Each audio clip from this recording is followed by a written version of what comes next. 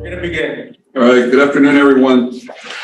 Board members, Mr. Santos, district staff, and extended USD family. Time is 12:02. This is the 30th day of March, 2021. I call this meeting of the United Independent School District Board of Trustees to order. For those board members who are present online, please announce yourselves for the record. Ricardo Molina Sr. Juan Roberto Ramírez, Jr. no senior. Okay. Francisco Castillo, present. Alisa Oliveros, present. Javier Montemayor, present. Let the record show that a quorum of board members is present. This meeting has been duly called, and that notice of this meeting has been posted in accordance with the Texas Open Meetings Act. Agenda item 3, would everyone please rise and join me in the Pledge of Allegiance and Texas Pledge? Pledge allegiance to the flag and to the republic for which it Stands one one nation under God, Indivisible, with liberty and justice for all. Honor the Texas flag. To thee, one under God.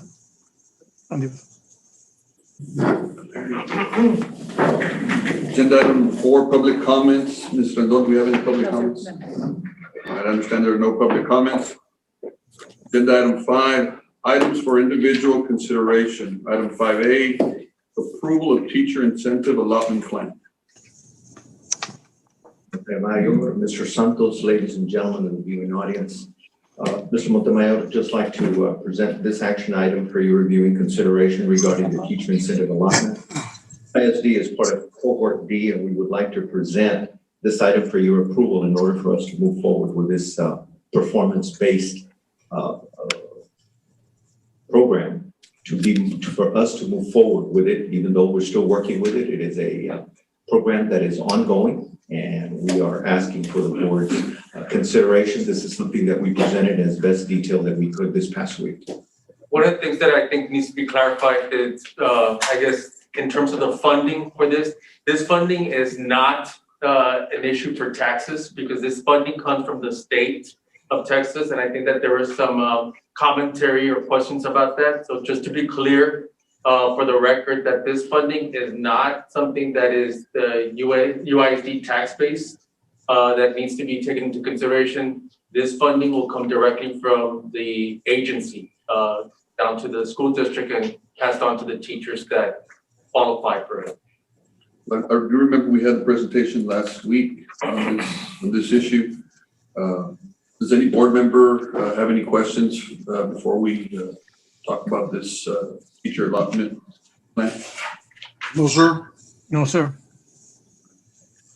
Then I'll make a motion that we approve the teacher incentive allotment plan. Is there Second.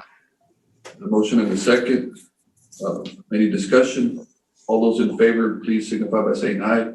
Aye. Aye. Aye. Anyone opposed? Passes. Thank you, Mr. Garcia. Thank you, sir. Agenda item number 6, items for information only. 6A, return to instructional excellence plan for the last 6 weeks of the 2020-2021 school year. Yes, good afternoon, Mr. Montemayor, members of the board, Mr. Santos, members of the audience. As everybody's aware, across the United States, across the state of Texas, school districts across America are opening up our campuses face to face. What we have done at UISD, we've had multiple meetings with principals.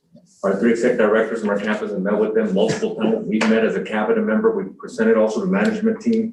We come up with a plan. The objective here is designed to address, identify students' needs, and is also geared to meet the state's last 6 weeks attendance requirements for district funding.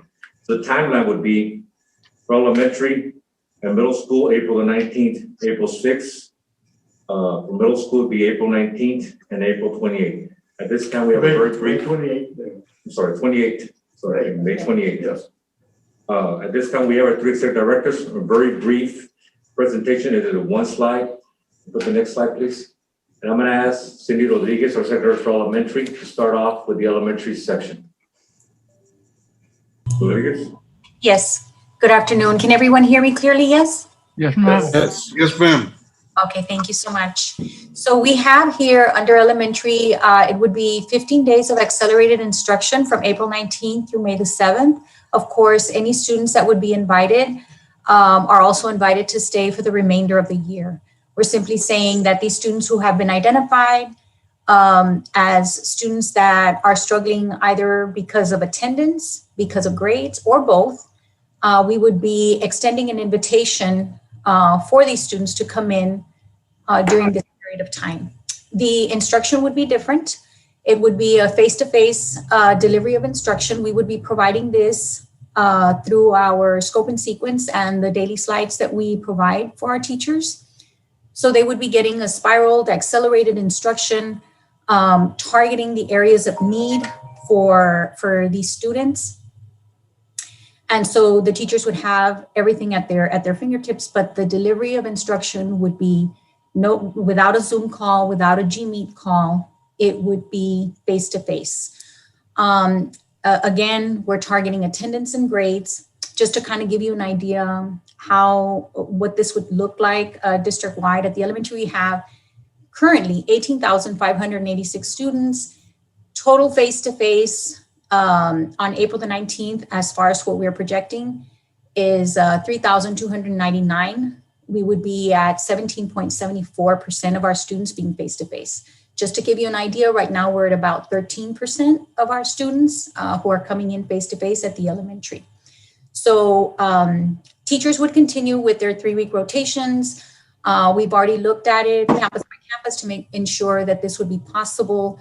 And making sure that our principals would have a plan of action so that this can take place pretty seamlessly. And our total teachers are 929, just to kind of give you an idea of what percentage of teachers would be coming in.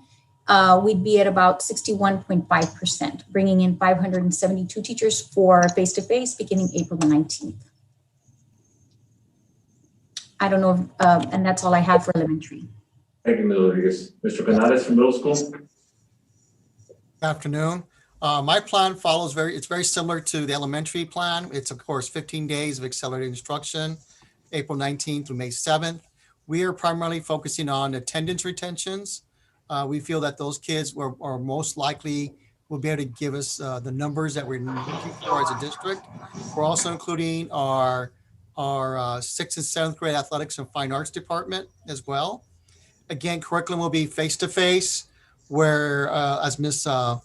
Rodriguez had mentioned, it would be no Chromebooks where they get that Google link, but they will be using Chromebooks for activities though. Numbers, these are the numbers that we need to get our 7% for each of our campuses. And so as you could tell, we have a total of 9,912 middle school students. Currently, we have about almost between 3 to 4% that are currently attending. If we were to invite all these kids, we would be up to 10.82% for the total face-to-face of 1,073 kids. Now, again, these are tentative numbers. So I want to make sure that you all are aware. It's not concrete. It can go up or down. It just depends on what kids are willing to show up. As far as teachers, we've always followed the 3-week rotation with our teachers, where half of them come in, Group A, and then the other 3 weeks, Group B comes in. And I'm sharing with you, for instance, Antonio Gonzalez, and you're going to find this out with our smaller schools. They're going to need more staff to cover because they don't have enough teachers to share in grade levels. So what's going to happen is that Miss Gomez and Antonio has 48 teachers. We have 33 that are currently projected to show up to do the face-to-face per round. And that's the same thing is true for all of them. So if you just compare, you have United South Middle, 36 out of 73. Troutman is 35 out of 39. So they vary from campus to campus on their needs. Total teachers projected is 366, which is about 62% of our middle school staff will be coming in. So as I mentioned to you before, when we do the A day and B day, it's 50%. So we're at 62% with this new initiative. Mr. Canales, just a quick question. So it's not necessarily only those children who are on the borderline of not passing that you're bringing in. You're also bringing in athletics and fine arts as well? We felt that if we bring in fine arts and athletics, that would be our buffer in case the kids that are not passing decide not to show up, because it's happened in the past. This is our cushion where we invite our middle school athletic programs and fine arts programs in. It's also an opportunity for those kids who are very open to coming to school. You know, we've had a lot of parent calls, Yeah. and a lot of them have been from athletics and fine arts. Yeah. For the record. Okay. So is this voluntary, if I may ask, is this voluntary for the student or the parent to send the student, or is it compulsory? Yes, it has always been voluntary, so they want to bring them in, so we never denied anybody. We shouldn't be denying anybody, which we have not. Now, but I will share with you, we're identifying students that with the greatest needs. Obviously, the instruction that we provide this year maybe has not been working for them. It's an opportunity for them to succeed in a situation that they're used to, which is face-to-face. That's what these are the students we've identified. As far as fine arts and athletics, yes, they have that option as well to come in, but they've always had it. But this time we're making it to where it's available for them 100% face-to-face. So just on the middle school, then it presents a different kind of situation though, Mr. Canales, in that the majority of your teachers are going back to campus let's just take District 5. You've got Troutman Middle, 35 out of 39. United Middle School probably has a little less, but Herrera and those Clark Middle School, 32 out of 44. So in essence, you're going to have way over 50% of your teachers going back. Are the teachers ready to go back? Have they been, are we making sure that we make the vaccinations available for them, that they have the proper protocols in place for to deal with the pandemic situation? Mr.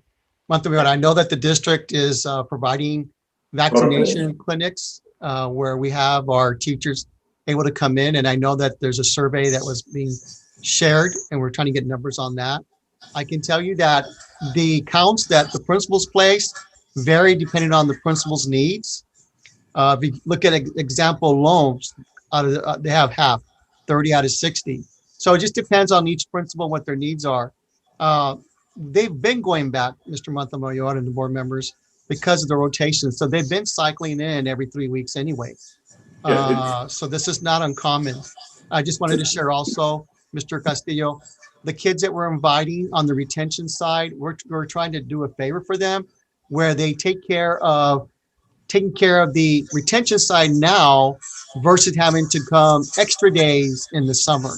So it's a benefit for our kids in all three levels. If you may, sir, Mr. Montemayor, and for information, board members, we do have a vaccination of our percentage of our employees. It's almost at 80%, I round up.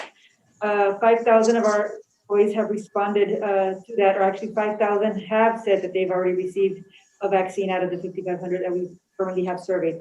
So it's a good number.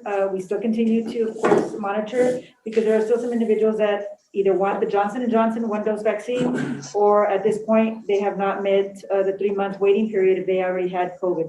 So we are offering, we have partnered with other entities. In addition to that, I did send you, it was a very draft model of your operation guidance for not only return to excellence, but hopefully for summer school, in which we took the CDC's latest recommendations. We're still going to use dust shields. The mask is still going to be a requirement, but we are limiting maybe the 3-foot distance to be allowed between 6 feet and 3 feet in the classroom at the elementary level, and when feasible at all times. So those are the practices that we have in place. And what I would like to say to the board members and so forth is that it is a hold harmless period in which the state is going to be monitoring our participation in student on-campus instruction. And so we are looking at the percentage of our students who will not only be coming in, but they also have to be coming in at least for 10 days during that particular period of time. And that is where we would get our ADA funding for the last 6 weeks of the school year. At stake here is $6 million, right? And so it is very critical for us not only to meet the threshold that the state has set on us, but also to hit the attendance requirement that these students are in attendance for 10 days. If I have a student who comes in 9 days I don't get credit for that child. I may not meet that ADA requirement.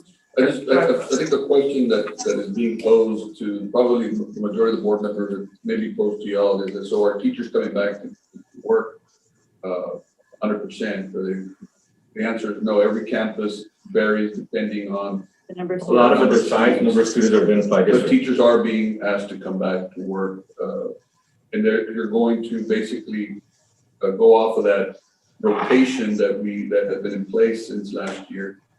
Basically going to adjust that rotation to make. To meet the students' needs. Yes, sir. The needs of the students. The rotation will continue. The difference is it'll be face-to-face at the campus. 100% face-to-face. Okay. If we keep going with Parara High School. I have I'm sorry, I just needed one quick clarification. On those 10-day requirements that Ms. Rendon spoke about, is that for every student? The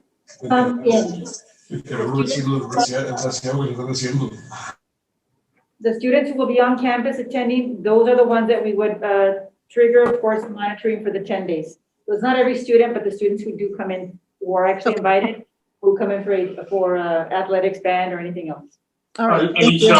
Alisa, Lila's here, and I think maybe this will be a good time to also, like, especially for Mr. Castillo, in terms of the funding aspect of it, you want to come and address that, how you were being funded in the past and how this makes a big difference for the school district? Because I think, it's important to understand how the budget's been put together. Good afternoon, board members.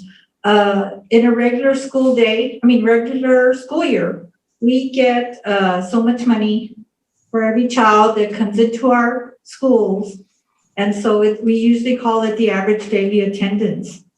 And what's happened this year is for the first 6 weeks, TA said, look, we're gonna hold you harmless. We're not gonna harm you because of what's happened. And so they're giving us our money based on the past. So they never told us the same thing for the 4th, 5th, and 6th weeks. So now, I think it was a couple of weeks ago, where they finally said, we'll hold you harmless for 4th, 5th, and 6th weeks, but you have to bring your kids in and at least meet a certain amount of face-to-face students.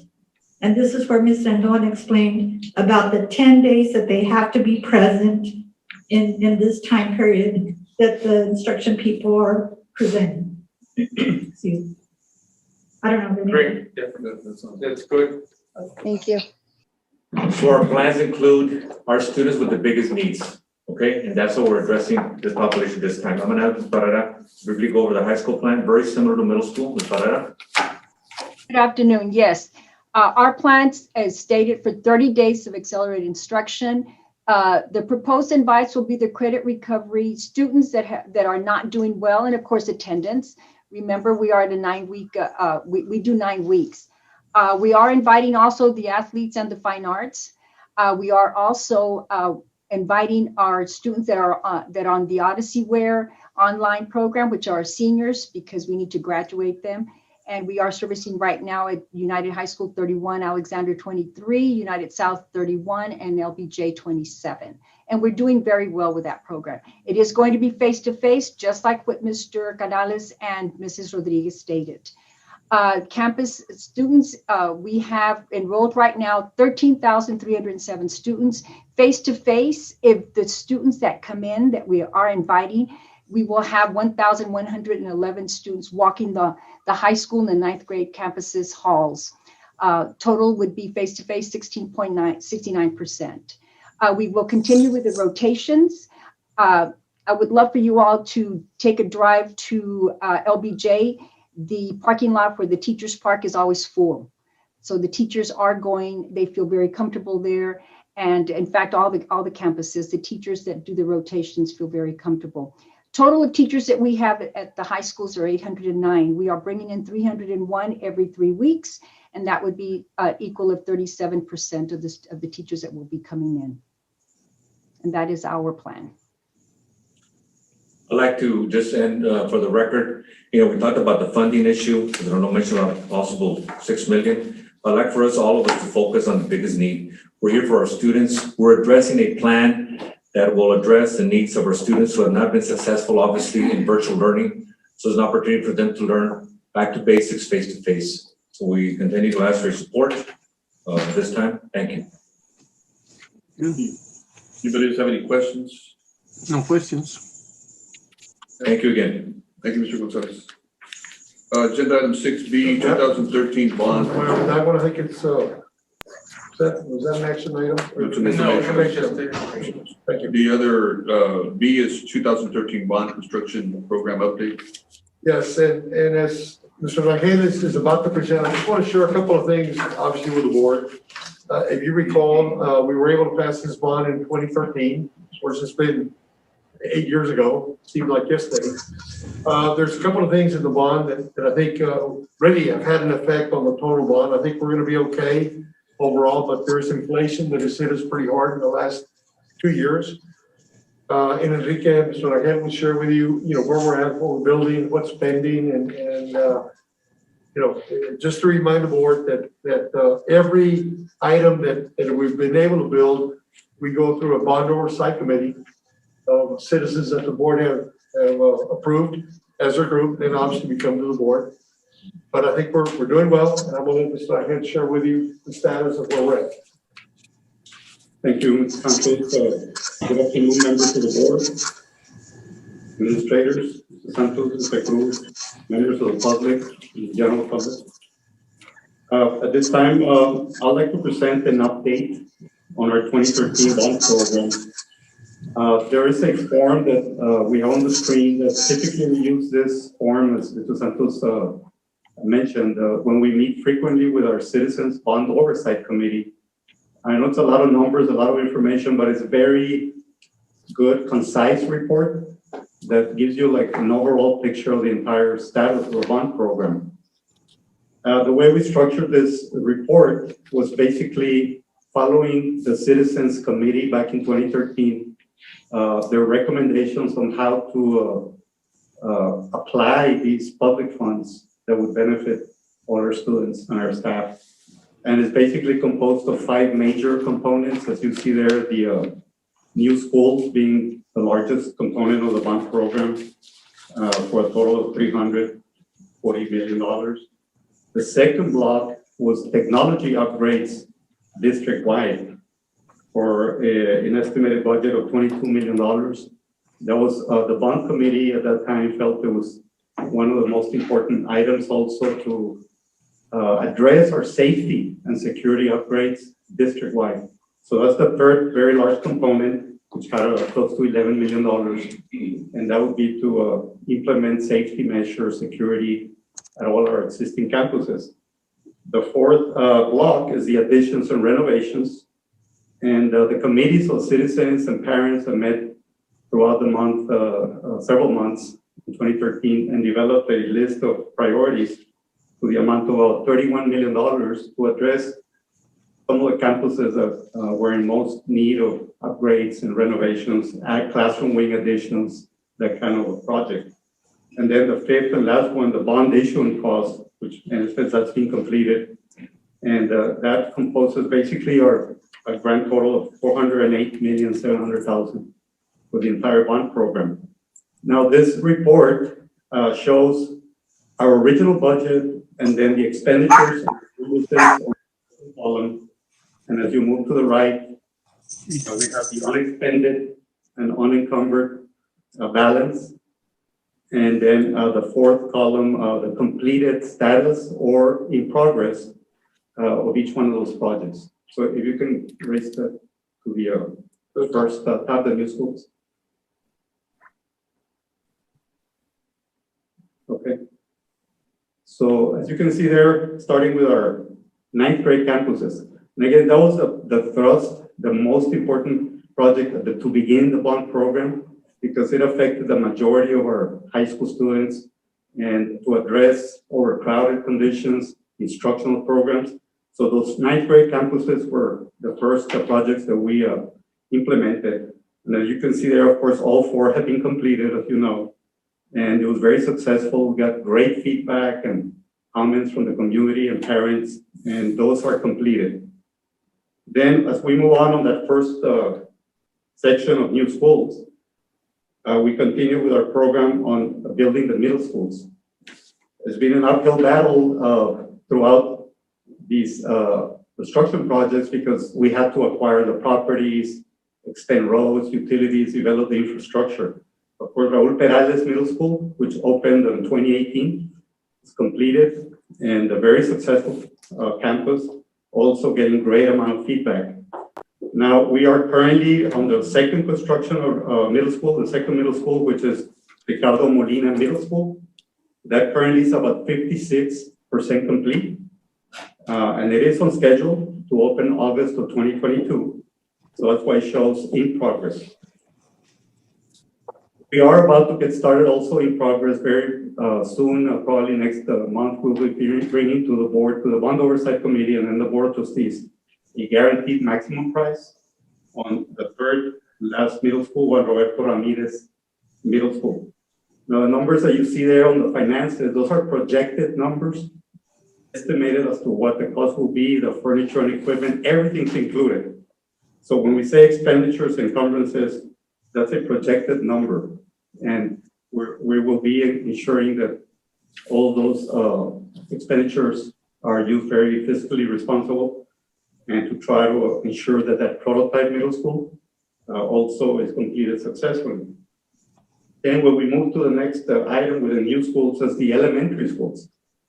And as you know, there were 5 new campuses that were part of the bond program, starting with the first middle school prototype, which was Veterans Memorial Elementary, was completed back in 2015. Then we moved on to Freedom Elementary. San Isidro was in 2018.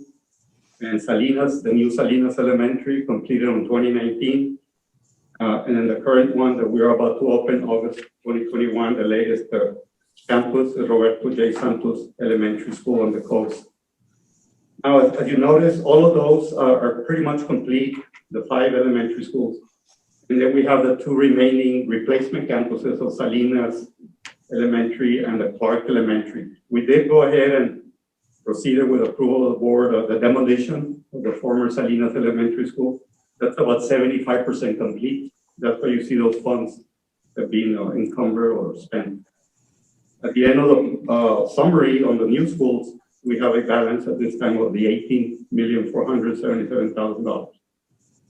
And pretty much almost everything completed with just those 2 campuses replacements pending. We move on to our next block within the structure of the bond program. We have the technology upgrades. All those 4 areas that we addressed based on what the citizens and the parents and teachers in the community wanted have been completed. Wireless network upgrades at all campuses, the infrastructure, instructional video systems, as well as all the technology for interactive instruction. Incredible new technologies that were implemented and directly having an impact on our students' instruction. All completed, and there is a balance unspent, unencumbered of $1,600,000. The third component, which was also of utmost priority for our committee, bond committee, is the safety and security. As issues came more in that area throughout the community, we addressed by starting with our security stations, which were a great addition to every one of our campuses, district-wide, as well as all the new schools, of course. And that was completed, ensuring that every campus has a full manned security station with all the technology at its disposal. Then we went into access controls to monitor the security of our buildings, security surveillance systems, as well as public address, emergency devices. And all that has been also completed 100% with a surplus of $2,237,000. The last item we have on construction projects, all the additions, renovations. We addressed all of these projects starting with 2016, but I'd like to mention that there are two incidents or issues that happened during the last 8 years, besides all of the natural disasters that have occurred and hurricanes and the pandemic, which really have affected a lot of the materials prices, the manpower availability, and really at the end have resulted in 30 to 40% increases in materials and supplies. But in August 1st, 2016, the city of Laredo implemented a city ordinance, 2016-0009, which greatly affected the cost of all construction in this region, being the utilities ordinance. And that ordinance upgraded all the water designs, utilities, fire hydrants, fire protection, water availability, the type of materials, and it was an overdue upgrade and new revised utility ordinance that was long overdue at the city, but it really affected construction costs tremendously, about 10 to 15% on all the infrastructure that affected any new construction project, including commercial. That was August 1st, 2016. 7 months later, March 10th, 2017, the city of Laredo approved the city ordinance 2017-0018, which is chapter 7-9 of the city building code. And what they did was to adopt the 2015 International Energy Conservation Code. Now, that was one of the greatest impacts on construction probably in the last 20 years in Laredo and all of this area. And that is not unique. That's been happening nationwide, statewide, all cities, trying to ensure that all the new buildings and facilities, commercial buildings, houses, as well as institutional, have the most energy efficient buildings. But it does have quite a bit of impact on the cost on large facilities, especially school campuses, hospitals, universities. And what it affects, other than the envelope of the building, which increases in energy rating that is required, the mechanical systems, requirements, cooling systems, the chiller plants, humidity controls, economizers, it's a series of major upgrades that have affected the cost of every building. It is very beneficial, affects the environment. It's a very good long-term plan and long overdue also for efficient construction. But it did affect everything from 2018 to currently that we're building. So just to keep that back of your mind, because it will affect our next school that we will be building and our last middle school. And then on the additions and renovations, everything was completed as planned, pretty much as you see on the last column. Major improvements to Alexander High School. Now, the scope of the work changed when we started meeting with the parents committee and the teachers and what was needed at that campus. Originally, if you recall, we had an expansion of the main hall. Once we really analyzed what it would entail and what was really needed, it was decided at that time, and we brought it to the approval of the board at that time, to build, instead of just expanding what was there, to build a standalone, self-standing fine arts building. We added the orchestra, practice. We also added choir, uniform storage. I mean, it's a beautiful facility.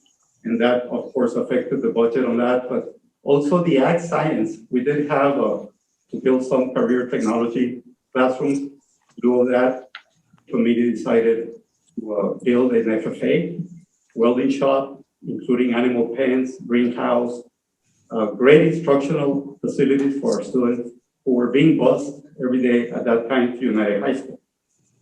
So that completes the additions, renovations. At the end of the day, we look at the entire budget, and you add the interest earned that is still unallocated. We're looking at, we have a current balance of about $20,289,000. And that is where the bond program is at this time. I don't know if you all have any questions or. And really, today was really more of just an overview. I think if the board in the future wants to have a budget workshop to be more specific on any item that is there, then we can set up something sometime in, late April or May. Of course, but ours just to share with you the status of really where we're at. Thank you, sir. Thank you. Does any board member have any questions? No questions? Just for the record, I am present. Ricky Rodriguez, present for the record. All right, that concludes our agenda. So is there a motion to adjourn? So move. Second. Second. All right, we're adjourned. Time is now 11:37 or 12:37. So everybody have a good day. Thank you.